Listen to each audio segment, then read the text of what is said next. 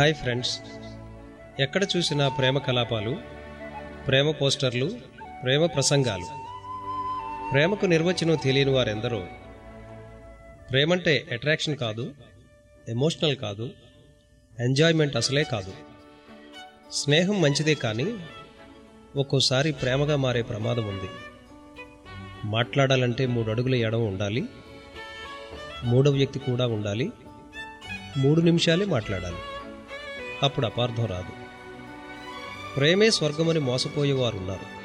నిజమైన ప్రేమకు దూరమై అసలైన స్వర్గం పోగొట్టుకునేవారు ఉన్నారు. రకరకాల ప్రేమలు మనకు తెలుసు.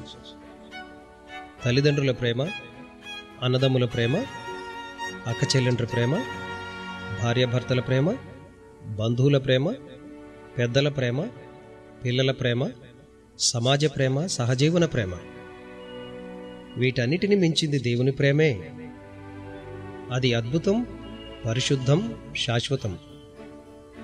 వీటికి భిన్నమైన ప్రేమ పిచ్చి ప్రేమ, అక్రమ ప్రేమ, సాతాను ప్రేమ. ఈ ప్రేమల్లో పడి బంగారు భవిష్యత్తు పాడు చేసుకోవడం మంచిది కాదు. లవ్ ఫెయిల్ అయితే ఇక లైఫే లేదా? ఉంది. నిరాశపడొద్దు. అసలైన లైఫ్ దేవుడిచ్చేదే. ప్రేమ పుట్టింది దేవుని దగ్గరే, ప్రేమ తెచ్చింది దేవుడే, ప్రేమై వచ్చి ప్రాణం పెట్టింది కూడా దేవుడే. ఆయనే మొదట తన ప్రేమను తెలిపాడు. అందుకే దేవుడు ప్రేమాస్వరూపి.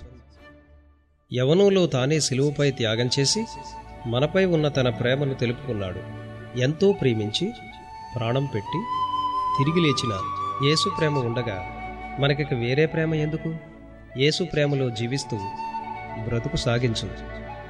ఇదే లవ్ లైఫ్.